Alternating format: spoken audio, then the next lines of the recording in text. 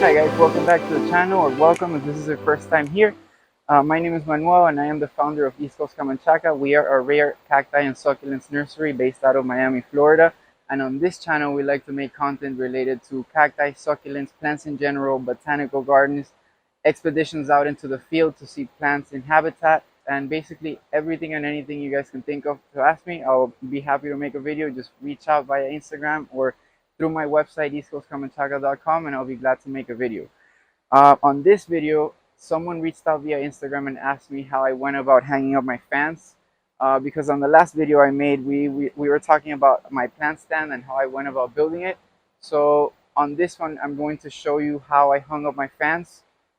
These fans have saved a lot of my plants from fungal infection. Ever since I put them on, I haven't had to deal with rot or fungal infections of the skin. Because these guys really help to keep the humidity low, and even when it's raining, they do help out the plants, and they seem to really need the added ventilation. So if you're growing in a high humidity area, or even if you're growing indoors especially, I would recommend you look into ventilation. And so I thought I'd make this video and show you guys just how I did it. It's a very rudimentary system. It's not complex or very intricate at all, but I thought it would be great for you guys to see that sometimes you just have to test out a solution as simple as it sounds and see if it works. In this case, I tried this as an experiment about 2 years ago. I put up this very cheap house fan. It cost me $20 at the home improvement store, and so far it's held up great. I didn't know if it was going to be able to hold up to the elements here in South Florida, and so far so good. After 2 years, it's still working. So let's get into exactly how I put these up, so you guys can try it too.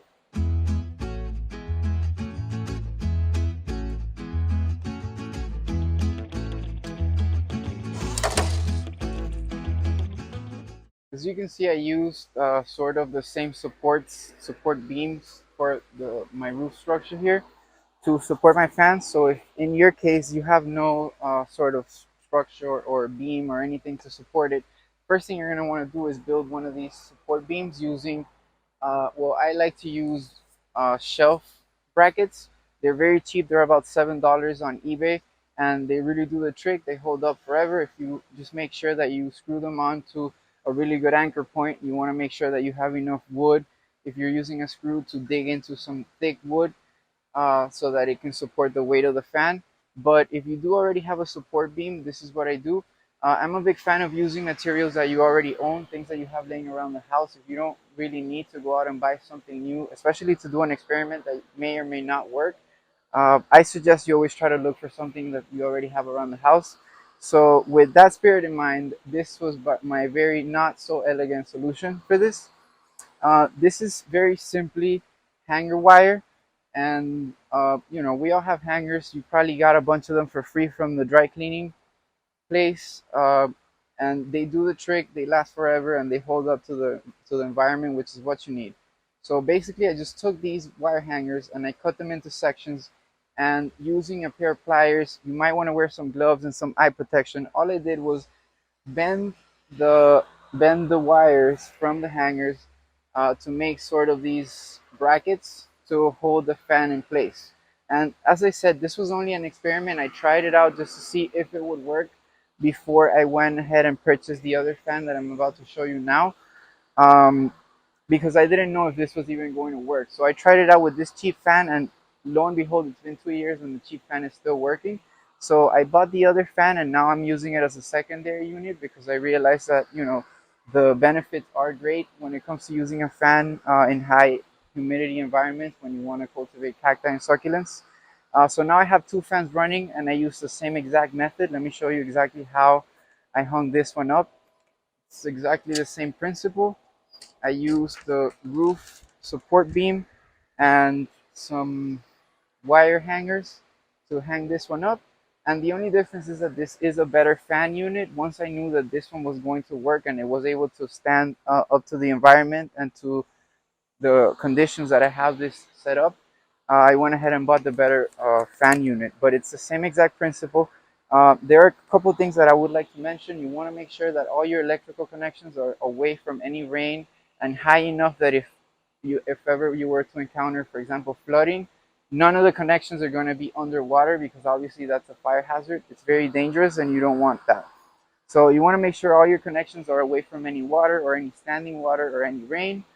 And you want to make sure that the fan unit itself is covered. As you can see, this one's covered by my roof structure. It does get a little bit of rain, so as a secondary sort of safety precaution, I have it plugged into a sort of a safety electricity plug, so that if there were to be a short circuit out here with the rain, it's not going to cause any problems inside of my house.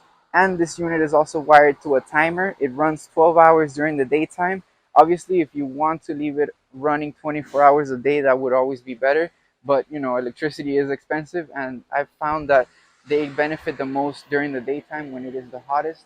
So if you just have them on during the day when the sun's out, I think your plants are going to be fine. And as I said, this is only an experiment. It's never 100% true science. So you want to try different things and just see how your plants react. Um, so yeah, this is just that's it for this video. As you can see, it's a very simple system.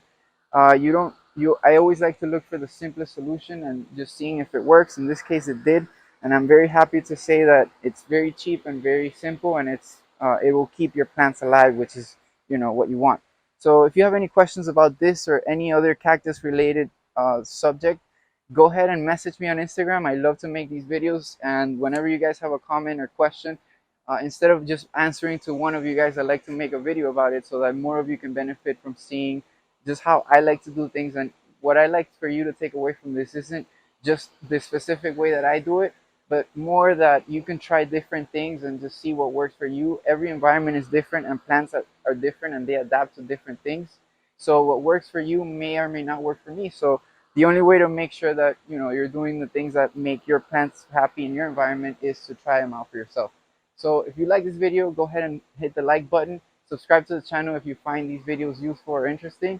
And let me know in the comments what you think. I love your feedback, and that's the only way that I can make these videos better for you guys. So if you liked it, subscribe to the channel, look me up on Instagram, or go on my website if you want to look for some cacti and succulents to fill up your plant stand or your cactus stand.